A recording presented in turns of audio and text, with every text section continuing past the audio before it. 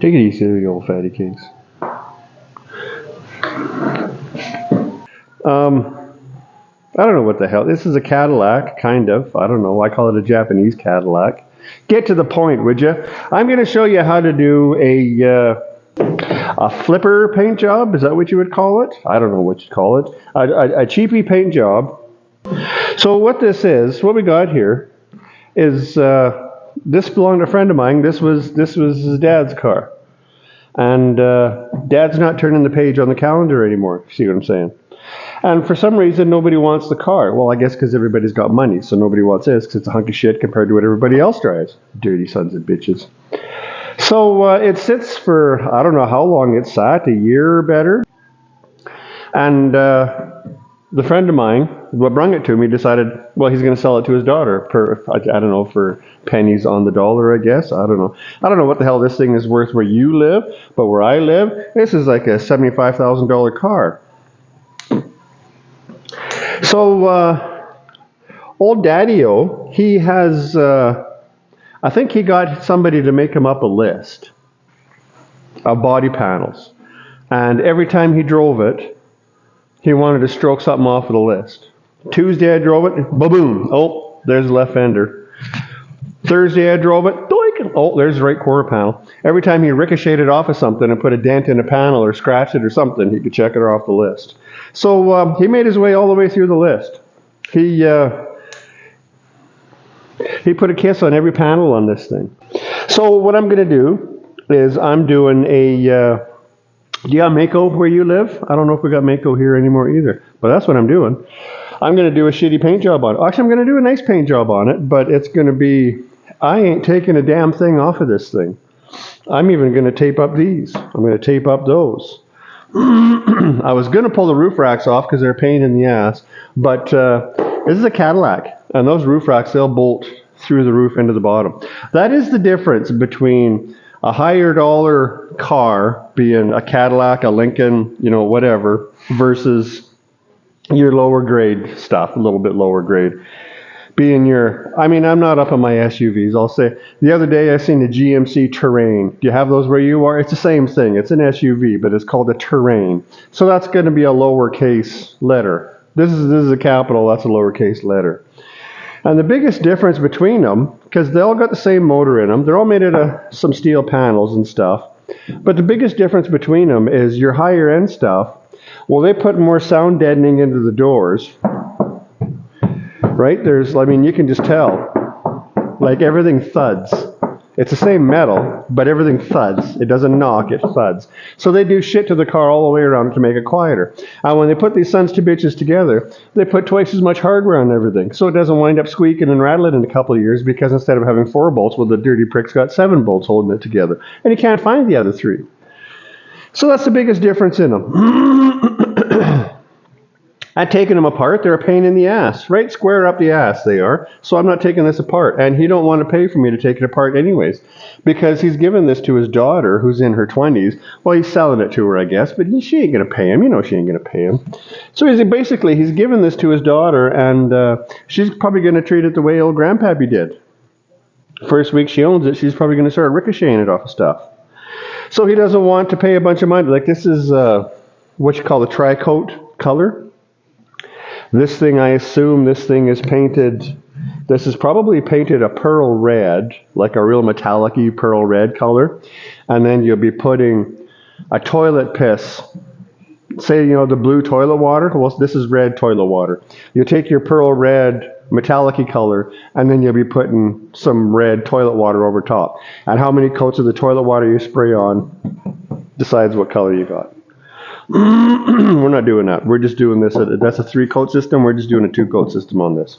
I'll come up with a metallic burgundy that's close, and we're just going to paint it that way. And actually, that was mostly his idea. So what you do when you start on something like this here is... so I started doing stuff, and I thought, well, it's not going to be a very good video if I don't show me doing stuff now, is it? So that's good there. Now, if I come to the back door here, if you want to hear it, here, listen. You hear that? You hear this? You don't hear that, do you? How's my hair? You hear that? So that's going to be your road grime, tar, whatever.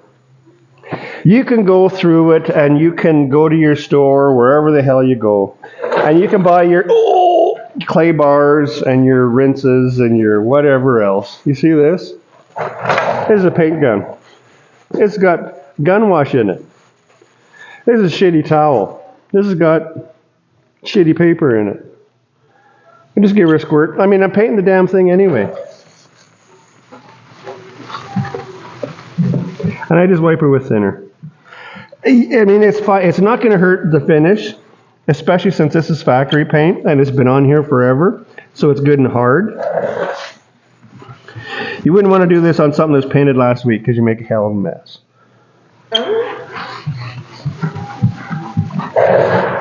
But instead of spending the money on all the shit, I got 26 cents worth of gun wash in here, and I got a half a penny worth of, oh, there's a dent I'm not going to fix.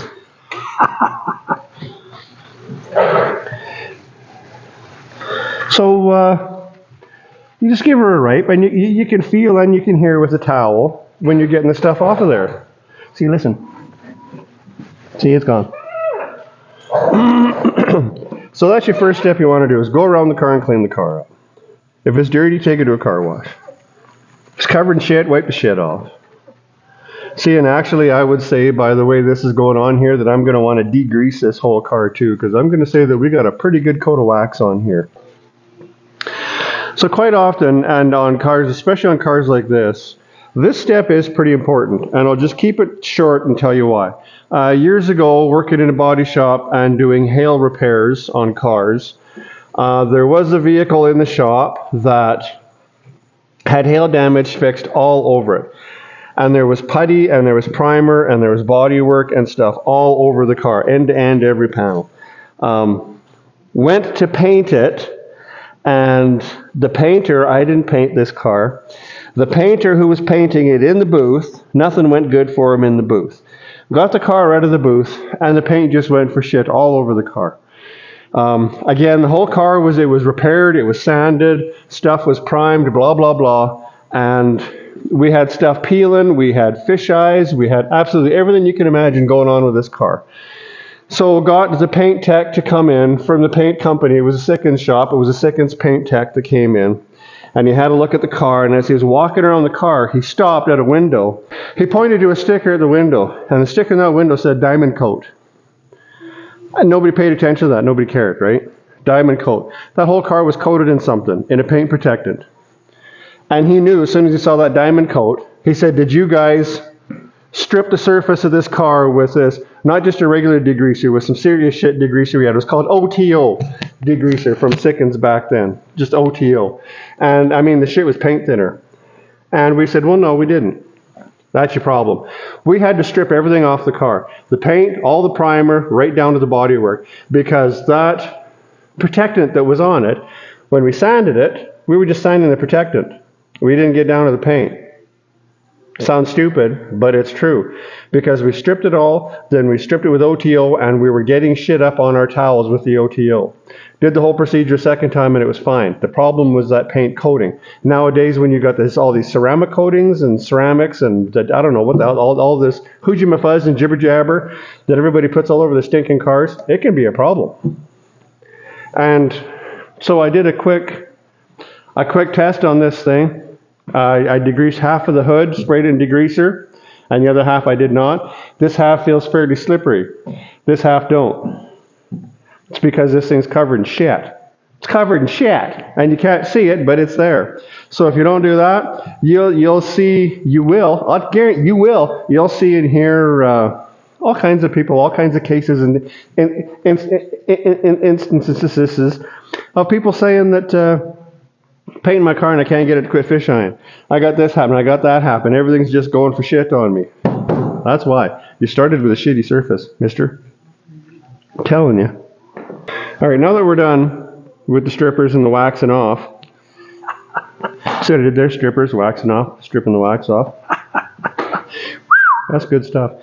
Next thing you want to do, everything you do from this point on, this thing's going to get dirty. Oh, so dirty. Dirty, dirty, dirty. Again with the strippers, hey, oh, so dirty. So what you want to do now is you got to find what you got to fix. You got to fix and find and fix. Find what you're going to fix. There's stuff we got to fix here. There's lots of stuff we got to fix here. So I'll show you. So some of a bitch, I stammer and stutter around a lot. Hey, I don't know how you can stand it. So let me show you how to find some dents. Let me show you something. So now when you're looking at the side of a vehicle, right, and a lot of times you look at something and go, now here's a really good case in point. See that? That's a dent. Now if you look at it, well, there's got to be an angle to look at it here where there ain't no dent there. Anyways, regardless. So I mean, this is a really extreme example. So what you'll do is you won't be looking at the red surface if you want to do this correctly. You'll get the picture in the surface, right? The lights, the wall, the whatever you want. And you'll take that light, and as you move back like this, you'll move that light around. And you see how that light moves around? Look at that light move. See, I mean, like I said, that's pretty... That's not a real good example, but that's basically... So here, in the beginning of that, in this fold here. So if we take the reflection of the paint booth, that's what you're seeing, there's a paint booth. Take that reflection, you see how it turns into a funhouse mirror there? Well, that's because you got some damage or you got something to fix. Here, let me see if we can find. See, and now again, now you see all that stuff in the door, that's all, you know, from parking lot door dings and whatnot. But if you get back here on an angle, and now you're not looking at the red paint anymore, now look at the garbage can. See the garbage can? Not that garbage can, that garbage can. So now as you move back and forth, and you move that reflection of the garbage can through, if you got a good steady reflection, you got no damage. If that reflection moves and jiggles around a bit, you got damage. So you can see there's a little bit of something right there in the middle of that door because the picture of that garbage can moves around. Here's a nice door, right? Oh, see that? Now do you see how our reflection, now that's the picture of that hunk of wood leaning there, hey, showing those dents, because there the dents are gone. There's the dents. There's the dents there going by the cardboard box. Right? So you're not looking at the red, you're looking at the reflection in the red. Hopefully your paint's shiny enough to cast a reflection. A lot of people say, well, you just sand the panel, and if you hold your sander flat, well, there'll be a shiny spot where the dent was. Well, those people, their paint job's got a lot of dents in them that they missed. And the same thing on our fender here, hey? See there we got a paint scratch, but when you move a reflection around, see the way it's diving in and around there? So go around your car and go up and down. I usually wind up on my knees, on my feet, on my tippy toes. You know, you just keep looking, find something, even if you got to carry something around with you, and set a 5-gallon bucket down there, and then go back and forth, and then move your bucket from panel to panel, a broom, whatever you need to do. I mean, that's how you're going to find them. I'll go around it with a felt, and then I'll circle my dents. I usually don't bother circling scratches and stuff. I'm just circling stuff that I'm going to need to grind metal work and body fill. And then after that, any other scratches that are on the panels, well, when I go to prime that, I'll sand the scratches out and I'll prime them at the same time.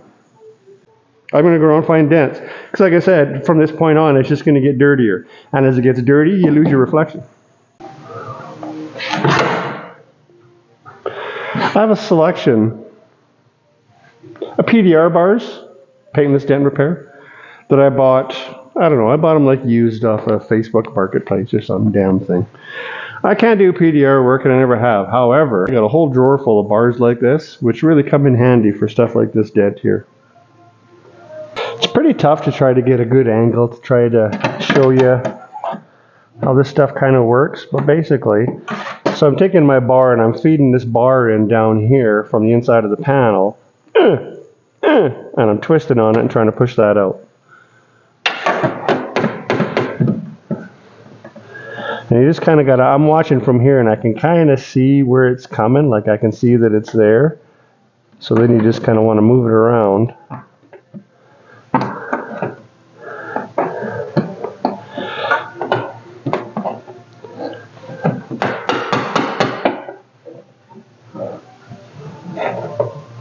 Now I'm not, like I said, I can't do PDR work. I just use these things to rough the damage out if I can. See, like you can see everywhere where I'm pushing on it there. And sometimes if I just tap it, like I'm just twisting it and tapping it, you can hear that. So I can feel from my hand where it's tapping. And right now I think I'm tapping in there.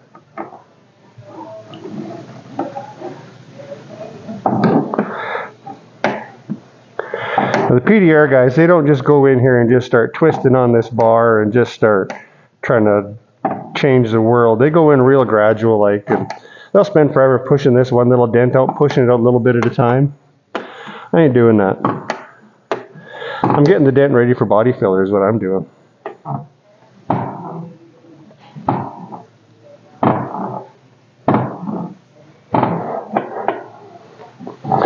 I mean, like I say, they do basically the same thing, but this is a real exaggerated view because the whole idea behind what they do is for you to not see these pimples.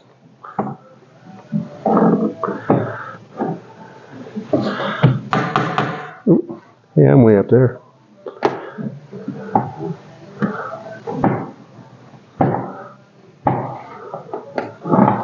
How much you can see doing this too kind of depends on the angle of where you are. Like I can't see everything that I'm doing here.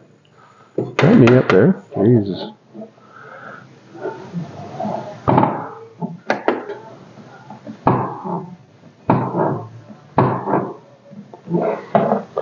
And I'm doing the same thing as finding it right here from my angle.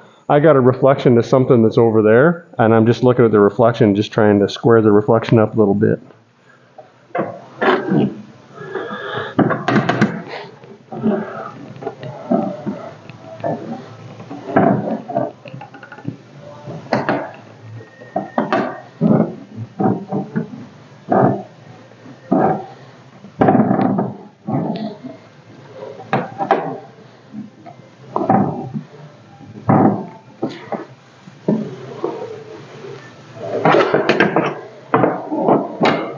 So I'm sure this looks horrific from your view.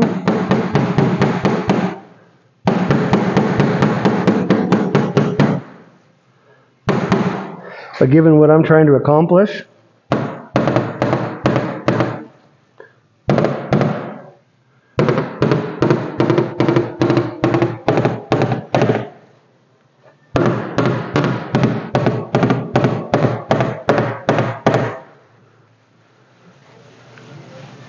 I should do a little more right there.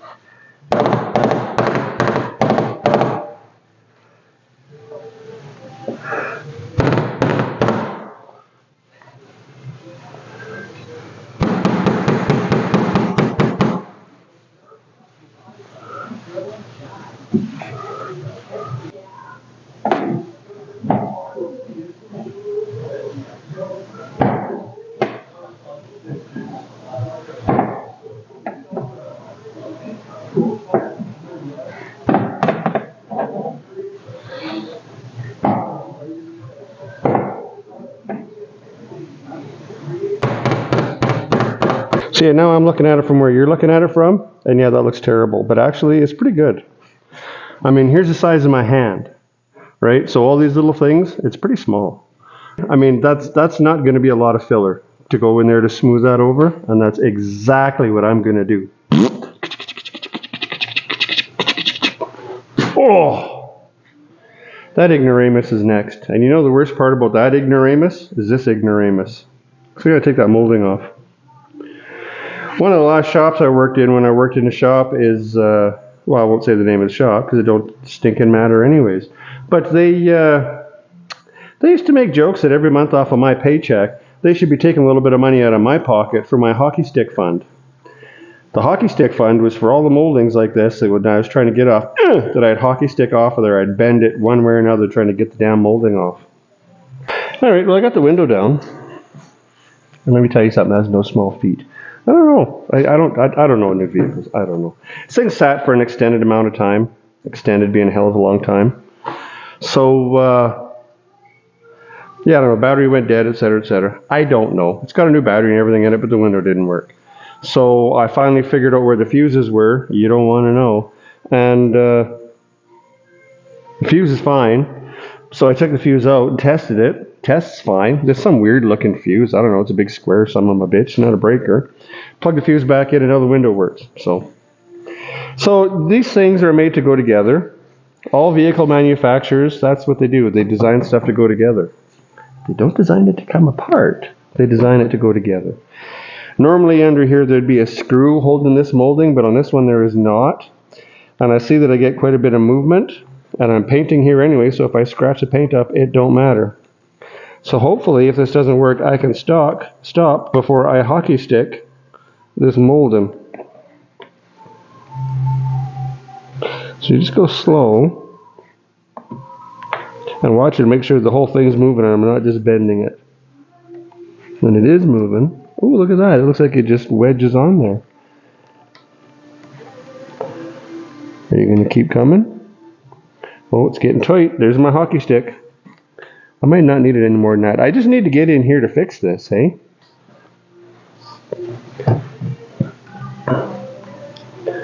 I'd like to get it all the way off.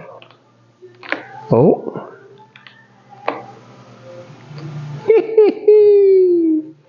Look at that. Well, how you like that?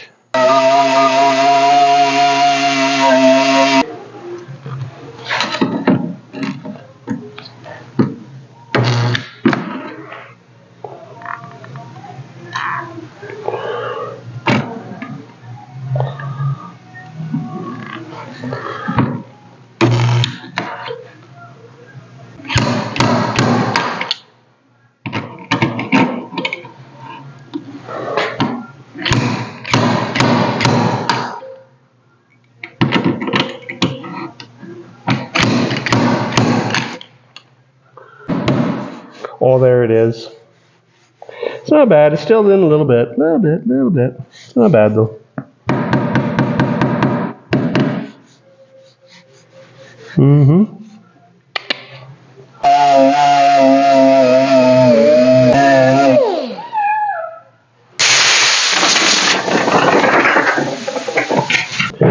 This is the point of the job where you're going to earn your keep. If you're in a shop. If you're doing this at home, I mean, it just helps speed it up. What I've done here so far now, after we've done the metal work, I got my filler on, and while my filler has been curing up, I didn't do anything on this side, but I went over on the other side, and I started sanding out some of the scratches and stuff down the side. So you're not just sitting on a stool watching filler dry, right? You can do other stuff to occupy your time. And in a shop, that's where the money's made, is in your overlap. They call that overlap. That's when you overlap your procedures. While you're waiting for this to dry, you can do something else. You know, if you're doing it for money in a shop, and if you're flat rate, if you get paid by the hour and you get paid 8 hours a day, well, it don't matter what you do, because you're only making your 8 hours a day, right? But if you're working flat rate and you get paid, you know, like we said, in the piecework or whatever, then this is where you're going to start making some money.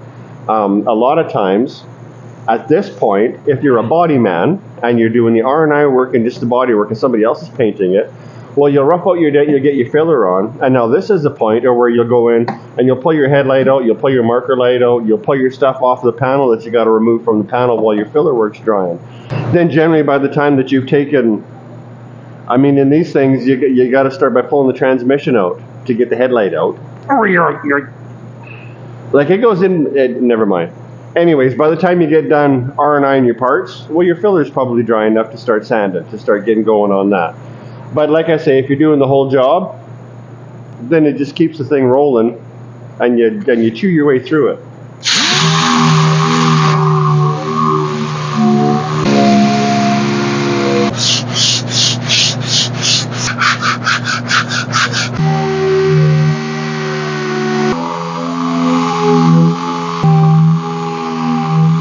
So as we're moving around this thing, killing the scratches and stuff we got to get out of here. One rule of thumb that I learned 187 years ago. If you're dealing with a car and it's just got some scratches on it and somebody's trying to decide whether or not it needs to be painted or you can just polish it, if the scratch catches your fingernail, the chances are 99% you're not going to polish it out. So if you drag your nail over and it scratches, and then the scratch catches your nail, I mean, you can even hear it. Can you hear that? So that's pretty deep. So you're not polishing it. It's got to be painted.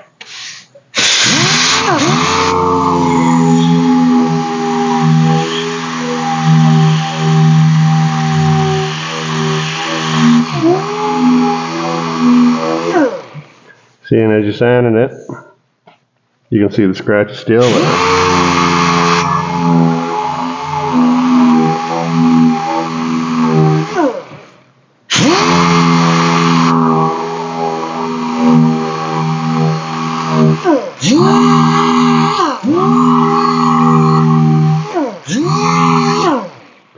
And when you're feathering stuff out, that's what they refer to this as, is feathering the scratch out.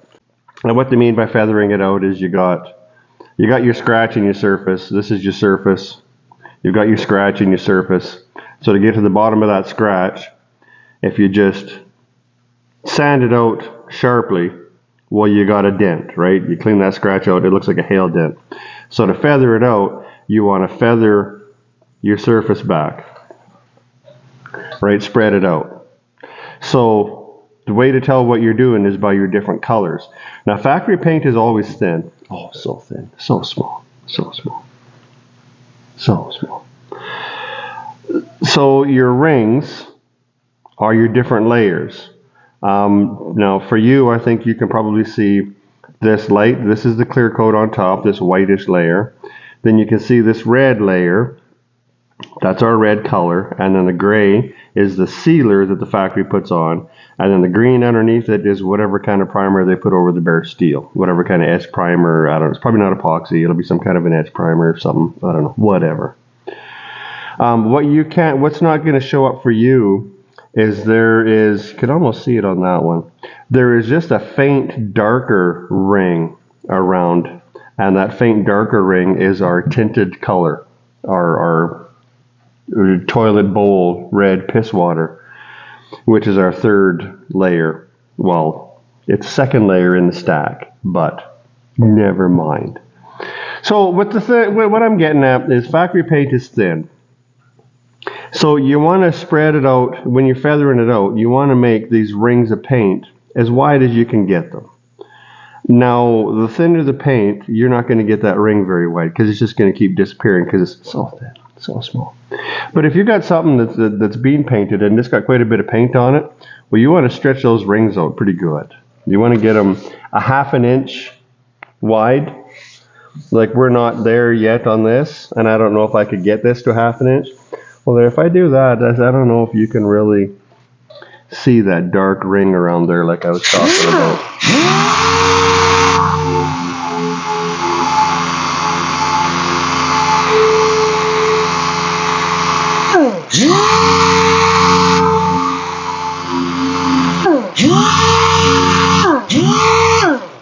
Well, like I say, it's kind of tough on factory paint to get the ring that wide, the half an inch or so.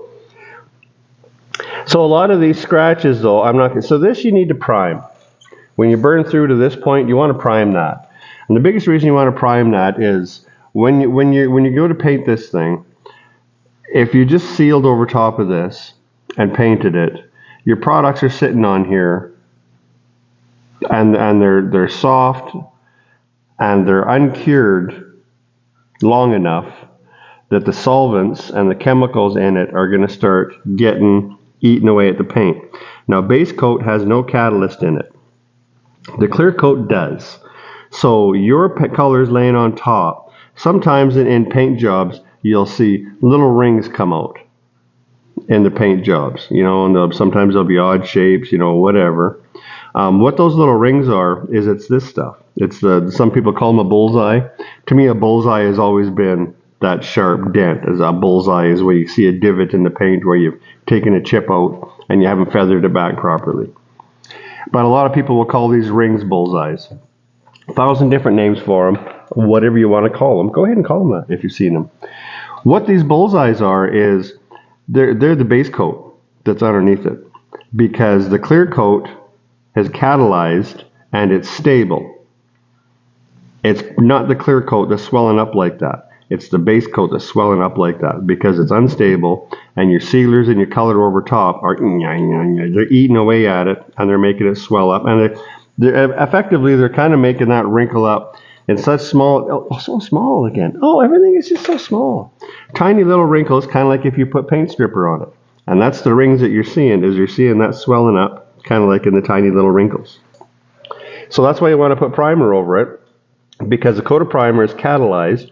Because if you just gave that a shot of lacquer primer with no catalyzation and sand it and paint it, you're still going to get those rings because your top coats are going to eat away at that lacquer and they're going to soften that lacquer primer up because it has no catalyst. It will always reflow. And the same with this base coat, it will always reflow. So there. If you want to argue with me, go ahead. I don't care. That's the way it goes. So with this, yeah, we'll want to put some primer on that, some of these scratches though, I just know from experience that I'm not going to need to prime it. This down here absolutely needs primer. Like I said, if I can get scratches out in the clear coat, so I don't know if can you see that? How's that? So this here, there was a scratch here and a scratch here, and there's still a little bit in the dust up there, and there were some marks up here. So I sanded them with the 320 a little bit to see, and they're gone. So I was able to take them out in the clear coat. That's my finger mark. So if you can get it out in the clear coat, then good, because I'm going to be sealing this panel anyway, so the scratches are sanded out. I don't know where you're looking, because I'm over here. A little scratch up here, I'm not going to need to prime that. This one, not going to need to prime it. No primer.